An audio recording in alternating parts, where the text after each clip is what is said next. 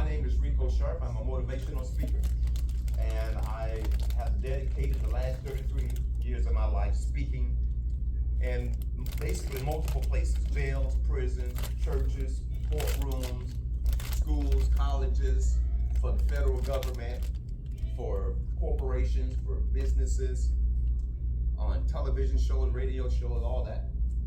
I go wherever I'm invited.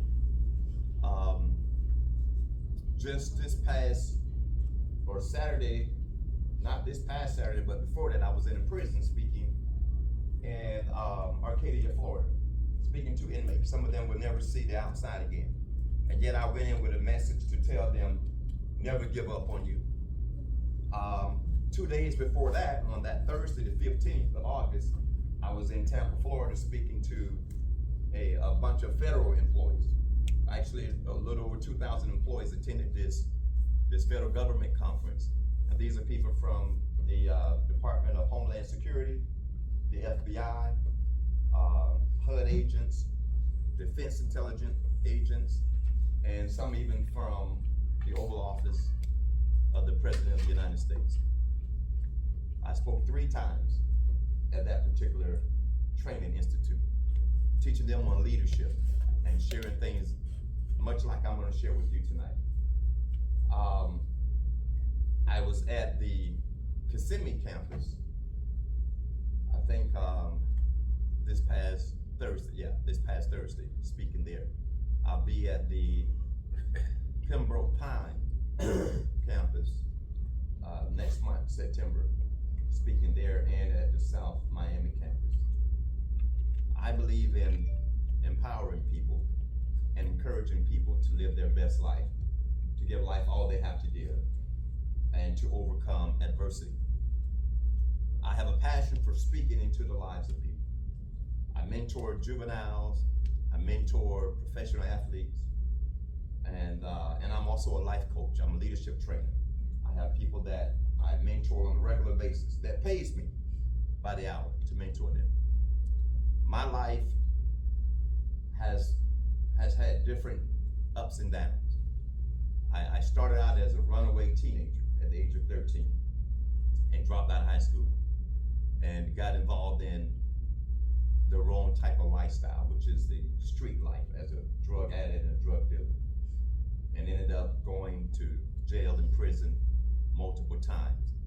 And on the last time that I was incarcerated, which I went in 1994, 93, and got out in 95, at the end of 95, on that last time I made a decision that I am not going to live that life anymore. I want to better myself. I want to be somebody. I want to get away from the plague and the curse of growing up in the ghetto, in the hood, and then becoming conditioned to that lifestyle. And so it was in prison that I made a decision to be the best that I can be. And I came out of prison with a totally changed mind. My story of how my life changed in prison is about finding a guy in prison named Billy who had his own personal library. He was like 76 or so years of age. He was never going home. And I made a deal with him to buy his personal library from him. So while other people were using their money to play poker with and to buy Little Debbie snack cakes and Jolly Ranchers and Doritos, I made a decision to spend my money on buying books. I bought encyclopedias, almanacs, dictionaries, concordances, Bibles, self-help books, commentaries, things of that nature.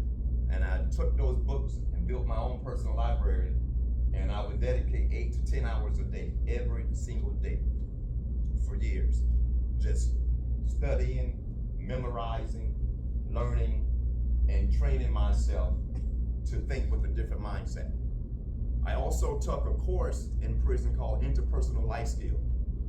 And the Interpersonal Life Skill taught me how to look inside and discover who I really am in potential, and then to extrapolate that particular person and bring that person forth so that that person could become my new identity. It's much like a caterpillar. When a caterpillar goes into this cocoon or spins this cocoon around itself, goes in crawling as a caterpillar.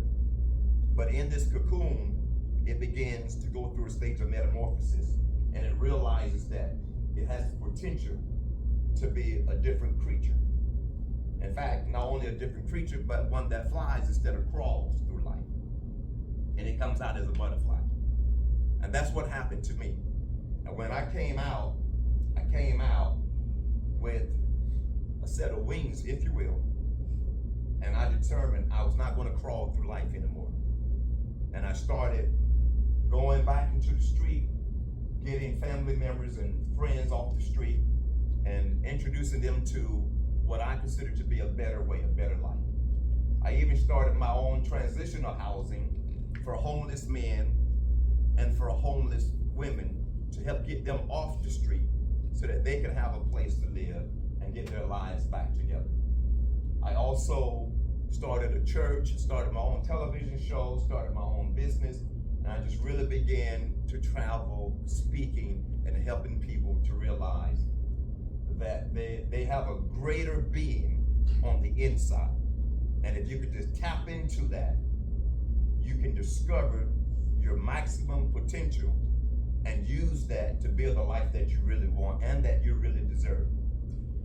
I shared my story with you because I want you to feel in your heart that if you ever run into adversity, if you ever find that life is difficult, if you ever find yourself struggling and just burning rubber, not really picking up traction and not really going anywhere, and you feel like quitting and you feel like giving up, then think about this guy named Rico Sharp, who came out of prison and turned his life around. Say this with me: if Rico can do it, I can do it too.